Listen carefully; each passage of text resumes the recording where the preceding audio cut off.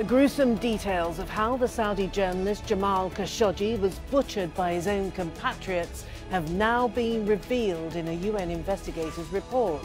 It demands an international inquiry to find those responsible at the highest level. So who will hold the Saudi authorities to account? This is Inside Story.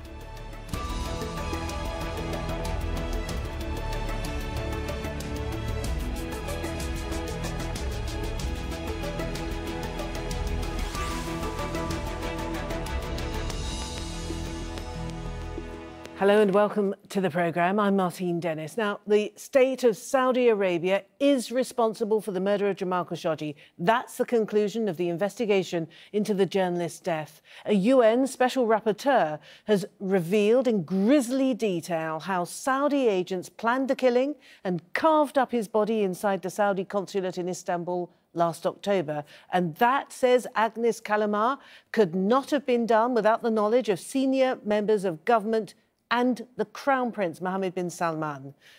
Jamal Khashoggi was a columnist for the Washington Post. He'd moved to the US because he feared his writing would get him arrested at home. He maintained until the end that he wasn't a dissident, he just wanted the freedom to write his opinions. Let's hear from Khashoggi 4 months before he was so brutally murdered. I began to feel the pressure. So I just decided to leave before it is too late. And just a couple of months I left. Friends of mine were arrested. Many people I know are banned from travel. So I thank goodness that I did that. Otherwise, at least I would have been at my home right now, banned from travel at least, if not arrested. And that is not the thing I want in my retirement. I'm 60 years old and I want to enjoy life and I want to be free to speak for my country. So that was the man himself. Now, here are some of the main points in the UN investigator's report. It says there is credible evidence that the state of Saudi Arabia was responsible for the, quote, premeditated and extrajudicial killing. It recommends further investigation of high-level Saudi officials, including the Crown Prince. Agnes Callamard says evidence of the crime couldn't have been destroyed without Mohammed bin Salman's knowledge. She's calling for sanctions against him and his assets until he is found to be innocent. And she wants the trial of 11 suspects, which the Saudis say is underway in the kingdom, to be suspended. Ms. Callamard says it's an international crime that could come under the principle of universal jurisdiction, meaning that the suspects could be investigated anywhere in the world.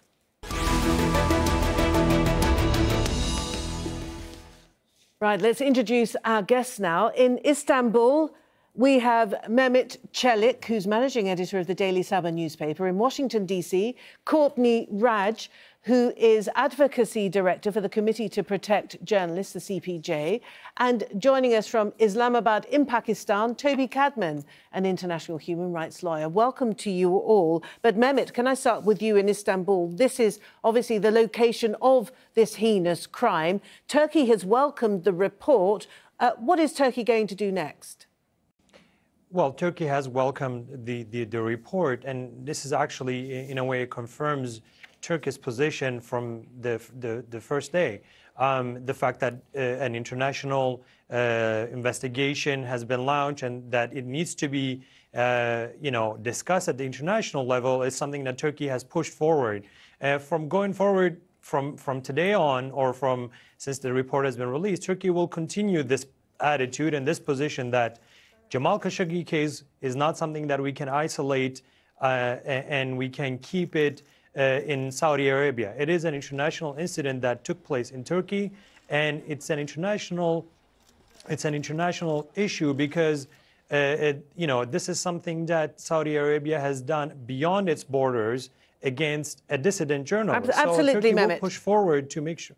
Absolutely. These are the points very clearly made in the Special Rapporteur's report. My question to you is, what is preventing Turkey from going immediately to the United Nations and requesting this international impartial inquiry?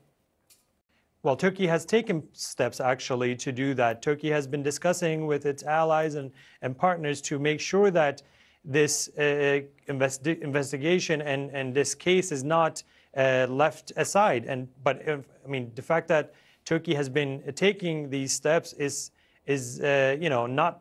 I mean, we can't say that Turkey has not done anything yet, and it will not do going forward. But I want to also mention that Turkey cannot do this by itself.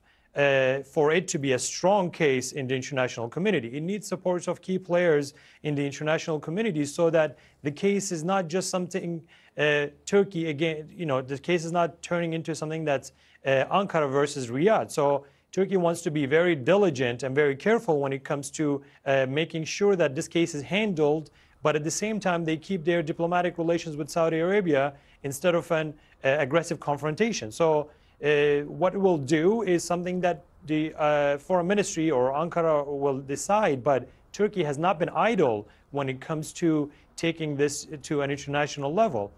Right. And I think it will keep pushing for this. All right, and coming to Courtney now in Washington, in many ways you can hear from what Mehmet was saying, this kind of balancing act that many of those interested in this case are trying to maintain. Many people see Saudi Arabia as a key ally, particularly Westerners, of course, none more so than where you are in Washington, D.C., where President Trump has a personal relationship with Mohammed Bin Salman and other members of the royal family. What do you expect the Americans to do in the light of this report? Well, the report makes it clear that the U.S. has a responsibility to investigate and to open hearings and to hold those accountable, including at the highest level responsible. The report actually says that the Crown Prince, Mohammed bin Salman, should be held responsible until there is evidence that he was not actually responsible, given the power structure in Saudi Arabia and the unlikelihood that this could have happened without him being involved. A finding that echoes what a U.S. intelligence report already found last year. Now, what do I expect in light of the arms deal that President Trump is pushing through? I don't expect much from the administration. I think we'll have to rely on Congress. This means that Congress needs to definitely hold hearings and demand that the intelligence reports related to what was known, by whom, when, what sort of signals intelligence, was there a duty to warn, needs to be revealed. In the report, Agnes Callamard says that she cannot clarify whether or not there was sufficient information in advance to require a duty to warn. So this needs to be made public. And we've actually sued under a Freedom of Information request with the Knight Center to reveal this information. All right, coming to you, Toby, in Islamabad. So the report is pretty clear in many ways, but it's not exactly the smoking gun, is it? Whose responsibility is it under international law to now pick up the baton and launch this international impartial inquiry that the report expressly calls for? Well, I think, first of all, it's important to say that this is a damning report. It's one of the strongest worded reports that I've seen coming from a special rapporteur. But that is indicative of the situation under review. So one would expect it to set that out. It's not a criminal investigation, so it's important to analyse what the special rapporteur actually has a mandate and jurisdiction to look at. And what she is recommending is that there is an international criminal investigation, or there is a criminal investigation. So it's important that it's now taken to the next step. You asked the guest in Turkey what the Turkish authorities are going to do. Well, of course, it's expected that Turkey will want to coordinate this with other states to ensure that there is broad support for this. But it needs to go to the United Nations, either through the Security Council or the Human Rights Council, to request the formation of an investigative body, because it now needs to move to a criminal investigation, and then that can potentially lead to a process of justice and accountability. But Toby, sorry, whether that's on the national or international level, that remains to be seen. Sorry to interrupt, Toby. Does it not need to be requested? Does the process not actually need to be triggered by a member state of the United Nations? The UN Secretary General has said that. He said that he's waiting for a member state to come and request the very investigation inquiry that we're talking about. Absolutely, and this is something that I've spoken on Al Jazeera before by saying that Turkey needs to make a formal request for the formation of an investigative committee to look into this. We would hope that other states would support this. Of course, we have already heard about the diplomatic relations. Frankly, my position is Turkey can't have it both ways. It can't make statements of condemnation and demand action, but then want to retain diplomatic ties with a state that's carried out an execution of this magnitude in its country. We can't have it both ways. Right. But also at the same time, we want to see countries like the United Kingdom, France, Germany, even the United States. I appreciate we shouldn't expect too much from the United States under a Trump administration, but at the same time, all of these states that claim to advocate for the rule of law and the protection of human rights and fundamental freedoms, and particularly human rights defenders and freedom of expression, well, they need to step forward. Absolutely. And they need to put this on the agenda Absolutely. of the United Nations. Can I just go to Courtney? I can see you disagreeing rather emphatically. What's your point? Well, I think the point that this report makes clear is that the Secretary General has it in his power to launch a criminal investigation. That's very clear, and Yes's findings is that this idea that somehow we're waiting for a formal request by Turkey, what does that really mean? She actually uses the word absurd to describe this kind of equivocation. So I think what makes clear is that the UN Secretary General has a responsibility, given the international crime that has been committed, to open a criminal investigation. And that is very clear in her report. So this ongoing discussion about whether a member state needs to make a formal request or not. We've heard many, many comments from member states about the need for an international investigation. We now have a report that shows why the Secretary General has that power. So now we need the UN to step up and do its job and open a criminal investigation, which we've been calling for from the outset. All right. And Mehmet, it's 9 months since this ghastly crime took place in Istanbul, which is quite a long time given the nature and the high-profile level of interest in the case. Do you think that perhaps it's this ambivalence or a perceived ambivalence on the part of the Turkish authorities to go the extra mile, trying to maintain this balance between bilateral relations with Riyadh, as well as proclaiming their alarm and discontent about what's gone on? Do you think it's that might be, in many ways, preventing this case being resolved? I think it's very unfair to say that Turkish position is ambivalent in this case. But at the same time, we should acknowledge that Turkey has been one of perhaps the most vocal member state at the United Nations about this case, and in the international community. President Erdogan has been one of the most vocal about this. Foreign Ministry has been one of the most vocal, and Turkey has not pushed this, taking the case to the international arena off its table at any time in the past 9 months. But it is also, I think it's very unfair to just narrow this down to Turkey's job. Well, it did happen in Turkey, didn't it? Forgive me. It did happen there. I understand that, but it is also, this is a case that we cannot just simply narrow it down to Turkey-Saudi Arabia relationship or a case between Turkey and Saudi Arabia. International community and member states of the United States have a very, very tough job to actually own this case and support Turkey. If Turkey had received if Turkey had received a genuine support of EU member states or the United Nations member states at a whole, Turkey would have done that long time ago. But I mean, Turkey also has its own interest that it needs to protect when it comes to its relationship with Saudi Arabia. Having said that, we cannot by any means say that Turkish position or Ankara's position has been a weak one or an ambivalent one. Turkey has been, what else can they do at this point is, I think, to expect what they can do is, to only expect international community support in Turkish position when it comes in the Khashoggi case against Saudi Arabia. Toby, specifically in the report, Agnes Callamard, she refers to this case as being suitable to be looked at within the concept of international jurisdiction. What does that mean? Because it's clearly not just a domestic issue, as the Saudis have been treating it up until now. What does it mean when she says it could be pursued under the terms of international jurisdiction? Yes, I think the Special Rapporteur has actually made a number of comments as to what jurisdiction is available. I mean, she's mentioned universal jurisdiction, as has already been discussed. She's calling for international accountability. Now, one of the questions that has previously been raised is whether the formation of an international investigative committee could lead to the creation of international accountability. That would, of course, have to be a special mechanism, as has been discussed previously. The International Criminal Court would have no jurisdiction over a matter such as this.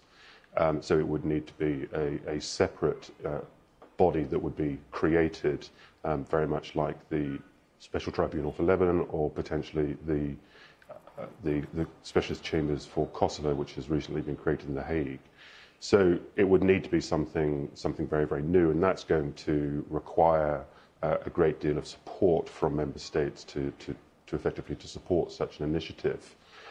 Going back to, just very quickly, if I may, to qualify the answer as to whether the UN can actually do anything without state support or state initiative.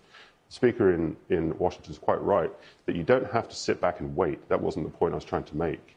The point is that for initiatives such as this, you are going to require international support, member state support, to get an initiative off the ground. That doesn't mean that the UN should sit back and do nothing unless Turkey initiates this.